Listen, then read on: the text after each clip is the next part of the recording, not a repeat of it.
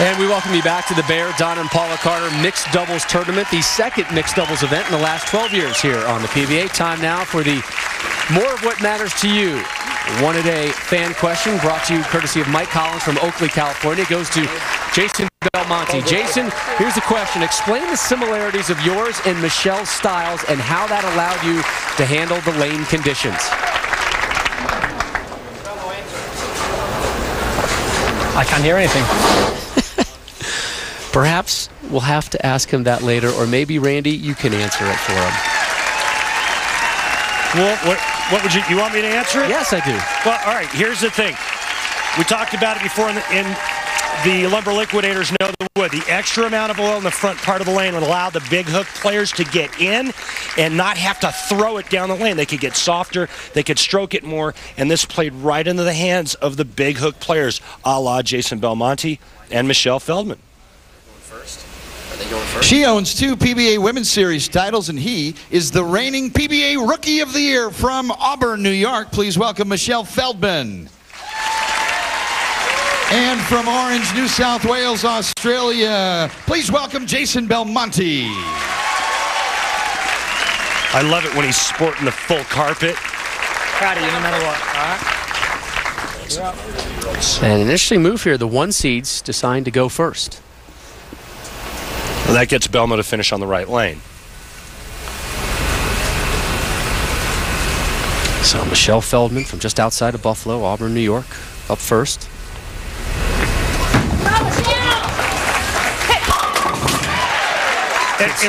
And Rob, here's the thing. When Michelle Feldman's allowed to do what she can do, and that's hook it, I'm not sure there's any woman on the tour that can beat her with the exception of maybe one, and that would be Tammy Boomershine.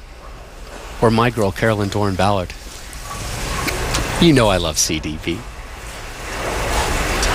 I'll plug CDB anytime I can. Here's Asbeatty, who has outstruck her partner 14-12 so far today. Give her 15 for the day. What a run for the 5-seeded team of Voss Asbeatty. Remember the last match, Brian Voss finished on that right lane. Did not strike 4 consecutive shots in a row. They flipped it back up. Now Brian Voss. I'm telling you, the way Deandra has been bowling, I would let her roll anchor. Well, and I was just going to say that. You know, she's been unflappable. Has not missed the pocket. Pick a lane that you like, and if it means that she has to finish the match, so be it. Back-to-back jacks for the 5-seeded team of Voss and Asbeatty, and this is the last Women's Series event of the season. PBA Women's Series presented all season long by our friends at Bowl.com. And this is a Mother May I shot right here. Mother May I, can I take a giant step left and open the lane up? And that's exactly what Brian Voss did right there. Jason Belmonte and his two-handed approach up now in the second. A little right of target leaves double wood. One of the toughest things to do on this tour, lead all week long, dominate the event, and then have to win it one more time on television in a one-game match. And they're taking on a team that has just jumped out to huge leads in their 3 previous matches today.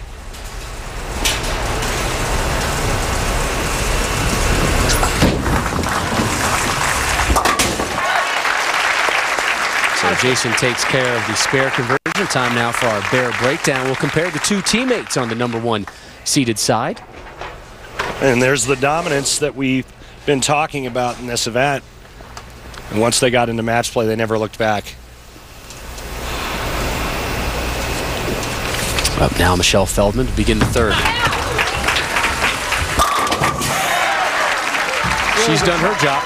And we've talked about ball speed throughout the telecast. Michelle Feldman's ball speed is perfect. Belmonte, first shot for him went 2.8, excessive ball speed. His bowling ball, no matter what his rev rate is, and it's the highest on tour, did not read the oil pattern properly.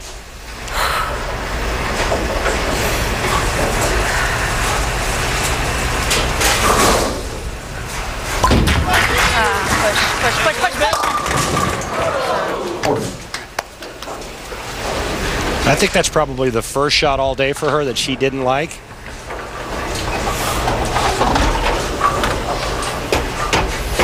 No damage, just a 4-pin. A little bit inside a target. You heard her saying push, push. That means she wants it to hold. Easy single pin spare for Deandra Asbady, who has been unflappable throughout the day. All right, right here, one time. So Deandra takes a seat.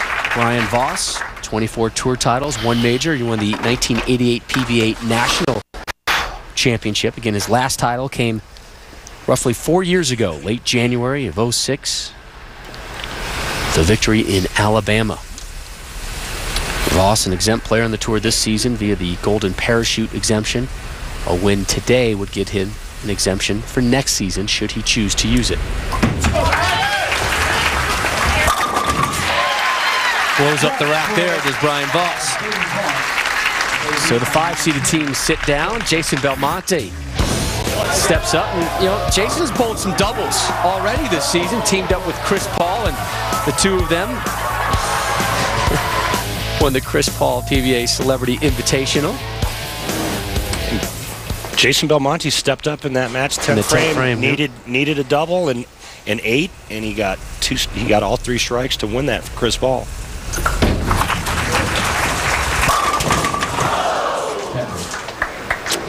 No strikes yet for Jason here in the title match. Rut-row.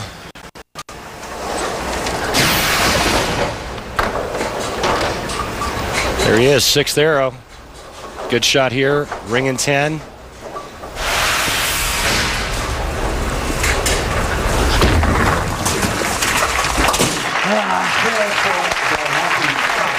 Stop me out one more time. So he hands the baton off to Feldman, who struck in the 1st and the 3rd.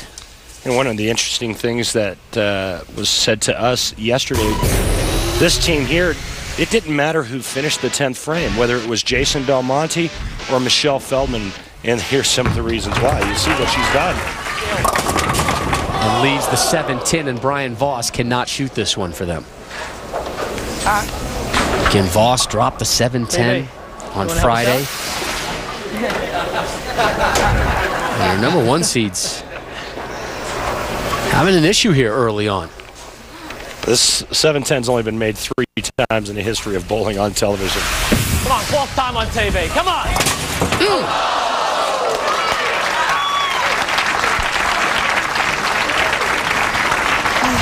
Good go. Well, and if you're Voss and Asbady, you need a drool bucket right now. You're just salivating all over yourself because of the lack of pressure that's being put on them all day long. All day long. Yeah, right, and the title match. I mean, this team dominated. Feldman, Belmonte did. No pressure here. Asbady can increase the lead to 32 with a strike right here. Good shot. Period. For Asbady. Well, she is dialed in today. I'll tell you one thing. Brian Voss sitting watching this, I mean, it's like Christmas just came early for him. And he was one of the best ever at taking advantage of opponents' miscues. Right now, the only thing going through his mind is how pure he's going to throw this next shot.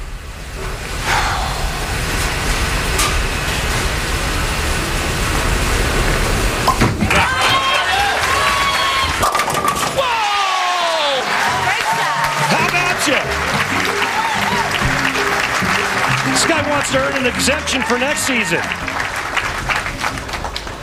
Not to mention splitting $50K. All good things, Randy. All good things. Not committed, though, should he get that exemption, if he will be back. He says, I want to play it